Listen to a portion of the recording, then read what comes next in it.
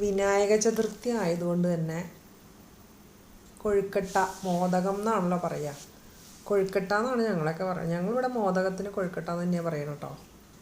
അപ്പോൾ അതുണ്ടാക്കാമെന്ന് വിചാരിച്ചു. അപ്പോൾ അരിപ്പൊടി, ആവശ്യത്തിനുള്ള അരിപ്പൊടി എടുത്തു. അതിലേക്ക് കുറച്ച് ഉപ്പിട്ട് നല്ലോണം ഒന്ന് മിക്സ് ചെയ്ത് മാറ്റി വെച്ചു. അരമുറി നാളികേരം, അതിലേക്ക് ആവശ്യത്തിന് മധുരം കൂടുതലാണ് വേണ്ടത്. കാരണം ഗണപതിക്ക് മധുരമാണല്ലോ ഇഷ്ടം.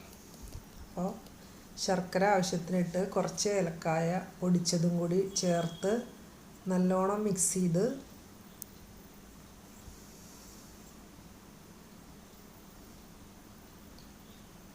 ഒന്ന് മാറ്റി വയ്ക്കാം. എന്നിട്ട് ആദ്യം മാറ്റി വെച്ചിട്ടുള്ള ആ അരിപ്പൊടിയിലേക്ക് വെള്ളം ഒഴിച്ച് അതൊന്ന് കുഴച്ചെടുക്കാം. പാകത്തിന് വെള്ളം ഒഴിക്കണം, അല്ലെങ്കിൽ വെള്ളം അധികമായി കഴിഞ്ഞ് കഴിഞ്ഞാൽ